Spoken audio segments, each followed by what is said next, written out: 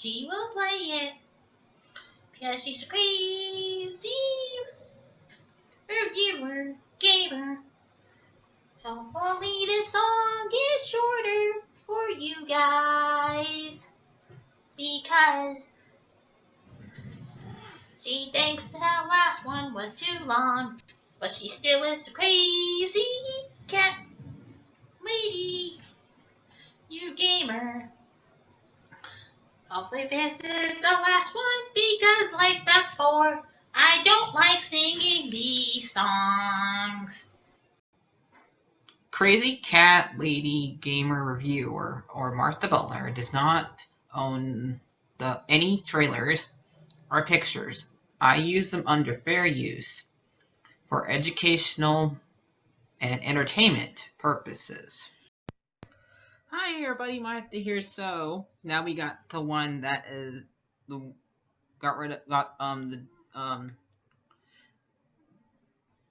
Star Wars movie that was definitely for kids. This one was definitely for kids. There's only thing with Jar Jar and everything. Last one was definitely for kids and was a bad movie. That was rid of the one that was not. You did not have to make this movie. You didn't have to make the last one either, for them to explain how did the Clone Wars happen. How did Anakin end up being evil? Because they kind of answer both of those in this movie. We do not need the other two. But anyway, let's get started with this one. I mean, I don't know which one I hate more out of the two. I mean, technically I hate this one more because I don't like any of the I don't know how I feel about both about Yoda's Jedi fighting, because Yoda's not exactly it's hard to think what Yoda would be like when he was when he was young, because he's technically not young here, but would be like when he was actually able to use a lightsaber. I mean, it looks. I mean, the person that's fighting against him, which is not Christopher Lee, because Christopher Lee has a stunt double there, but it looks pretty convincing. That guy knows his stunt double knows how to make it look convincing. So, but I just don't know how I feel about Yoda fighting using a lightsaber. Sometimes. So, and this one does not really have any memorable lines, really. Only one that's a memorable actor in it is Obi-Wan Kenobi's actor, and Christopher Lee. Those are only two that's really memorable actors in here. Natalie Portman's a little bit better. Hayden Christensen is his name. I remember his name this time. He does a couple of things in this movie pretty good, and probably because since I watched this movie when I was about 12-ish, 12 or 13-ish, when I was that young, I did have a little bit of a crush on him. So, I don't know. Maybe I'm giving him an excuse. I mean, I'm not sure how I feel about him now, but since I was just a teenager back then, or preteen, he was kind of attractive-ish to me. So, because I don't remember what month it came out on. So, anyway, apparently, this movie starts with Padme being threatened, and yet she's a senator, and there's still a queen. And somehow a senator is both of them are being elected. I don't know, is this supposed to be like England or something like that? Where they have both a queen and somebody else who's in charge? And yet, I don't know how Naboo works. They don't explain to us how Naboo works. They don't explain how politics works, period, in this thing. And yet, they have politics in this movies. And yet, George says that Star Wars is for kids. Newsflash, George. Kids don't understand politics. Even some adults don't understand it. So, if you're gonna make a movie that's for kids, don't involve politics. Okay? You're just gonna make it confusing for them. So, and I don't know who thinks these movies are good, and yet they say the newer ones are bad. You guys can't have it both ways. Okay? One is bad, the other is good, and I believe that these ones are the bad ones. Okay?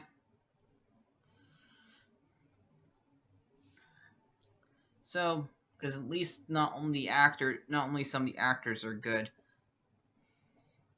There's a reason why in the originals that George had to get help directing them, because he does not know how to make dialogue. Like most of the dialogue in this movie does not make sense. Try listen to the dialogue. Try. So they the Jedi and Palpatine both come up with the idea to have Obi-Wan and Anakin protect Padme. And we also find out that Padme thinks it's Count Dooku that's after her. But the Jedi's don't know about that yet because they think since he was once a Jedi that he's to be trusted. But the weird thing is that if Count Dooku is meant to kill Padme, he hires a bounty hunter who hires another bounty hunter who gets a robot to kill him, who brings bugs to kill her. Like, who is meant to kill Padme here? You have like 6 or 5 different things that's meant to kill her, but each one of those things is like hiring something else to kill her. Somebody just kill her! Don't hire somebody else to do it! Just do it yourself! Right? No, we have to introduce everybody's parents here pretty much. Because we have to introduce Boba Fett's parents too. Or parent. So we have to meet. We saw Anakin as a kid. Now we just see Boba Fett as a kid. So yeah, Jango Fett doesn't have a character really, and neither does Boba Fett. This movie ruined Boba Fett, and by doing this, because we have to see Boba Fett's face now, and his dad's. And what Boba Fett end up looking like when he's inside that suit. Now we know what Boba Fett looks like, guys. Thank you, George. So after those millipede alien things, that's what those things remind me of. Millipedes try to kill Padme, and Anakin saves her. They decide to separate them, and this is when which love is way more bad, Twilight or these guys. You answer the question. Romance happens. Is this? So yeah. Is we have to watch them fall in love with each other, and apparently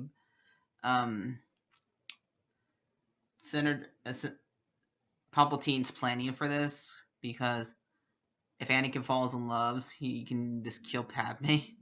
Like, and yet you're having somebody hired to kill her. How do you know that she won't actually get killed by one of these things? How? You don't. No, come on, you can't. There's like no way for you to predict that. And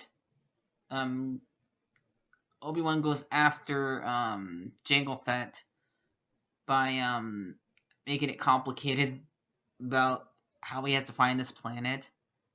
Yeah, we have to trace back this bullet and go down to your restaurant that's the 1950s and have your buddy, your weird buddy, tell us what this means and say that the droids won't know what it is, and he just automatically knows.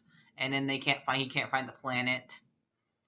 So, and it's not there. It's because it's not there. And that little kid says because somebody moved it from the archives, like, why can't you just make it simple? Why do you have to make it so complicated, George? So Obi-Wan goes and finds Jango Fett and finds out that the clone army is there, and apparently they're part of his body. So now we know what the clone. Now we know what the stormtroopers look like. Thank you. You were the stormtroopers.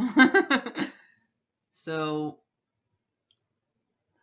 the stormtroopers are okay to use, even though the person they're cloned from is bad. What? Obi-Wan, come on! Use your head! If the person that they're cloned from is bad, that makes them bad. Dur. So, Anakin starts having dreams about his mom, and he has to go back to Tatooine to find out if she's okay or not. And apparently we meet Uncle Lloyd and Aunt Beru here, and they're his stepbrother, not his real brother.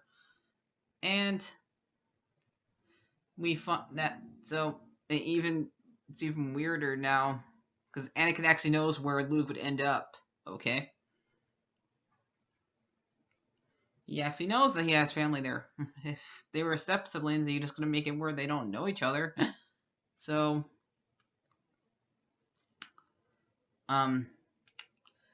he finds out Sand People took his mom, and he goes and finds them, and he finds her right before she dies. Yep. And he kills all the Sand People, even the women and the children. And while he's telling this to Padme, she's not even reacting to it. Come on, Natalie Portman, act! Damn you, George, teach your actors to act. So they find out that Obi-Wan has been captured by Count Dooku, and they go. Everybody goes and saves him, and Anakin and Padme get captured, and they have their fight with 3 monsters. Again, Palpatine, how do you know she won't get killed here?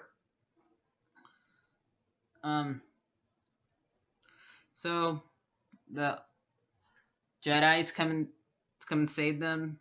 They get into a bad scuffle. The clones and Yoda come save them, and that stops. They win after Obi-Wan and Anakin go after Count Dooku, and we get to watch 3 different Jedi fights. To tell you the truth, one with Yoda is the best one. I don't know. That's pretty much out of the three of them. And we figure out that they already have plans for the Death Star. What? And basically, the movie ends with, and then Yoda tells us that the Clone Army has begun. The Clone War has begun. So, yep. I give this movie a